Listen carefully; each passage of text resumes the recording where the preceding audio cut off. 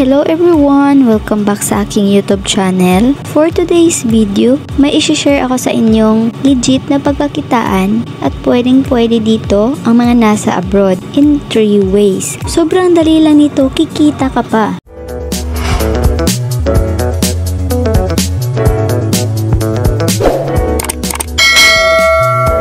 So ito po ay Gamesly. Unang gagawin mo dito ay magre-register. Ilagay mo lang po dito yung pangalan mo at email address mo. Make sure po yung email address mo ay nagagamit mo pa. And then gagawa ka ng password at i-confirm mo lang.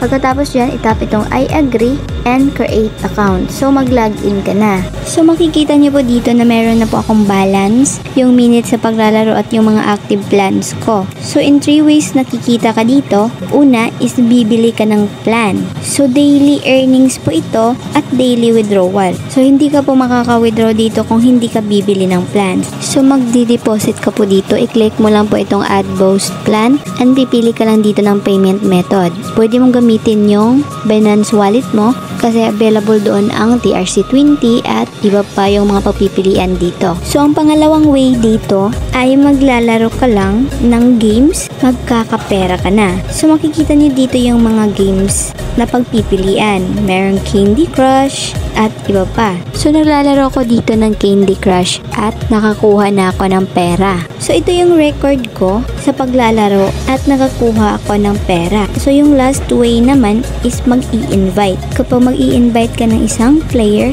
makakakuha ka kaagad ng $2. So, ang laki niya guys. I-copy mo lang po yung link mo at i-share mo doon sa gusto mong i-invite. Makikita nyo dito guys na madami nang nakapag-withdraw dito. So, super legit siya at maganda. So, ngayon ako naman po ang mag-withdraw kasi meron na po akong balance dito na $22. So, ang minimum po dito na pwedeng ma-withdraw ay $5.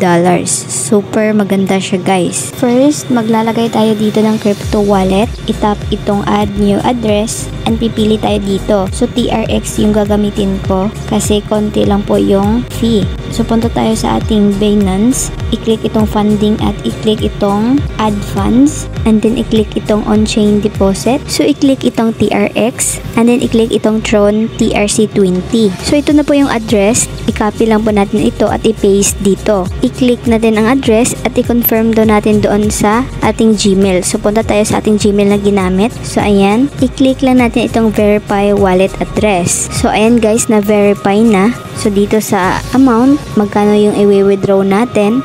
$20 lang yung i-withdraw ko. Konti lang po yung fee niya. I-click lang po itong maliit na box at i-click itong submit withdrawal. So, ayan, nag-successful na po. Makikita natin dito sa transaction history na processing na po siya. So, hintayin na lang po natin ito ng ilang minuto or ilang oras. So guys, ayan, welcome back. Dumating na po yung na-withdraw ko. So ito yung na-receive ko at konti lang yung fee niya. So makikita nyo dito sa aking Binance na meron na pong laman. Kanina wala pa po ito. So makikita din natin dito sa transaction history na successful na siya. So super legit ang Gamesly guys. Kung interested ka nito, mag-join ka sa aking Telegram channel at doon ka mag-register. So dito na lang po tayo guys. Thank you for watching. God bless you all.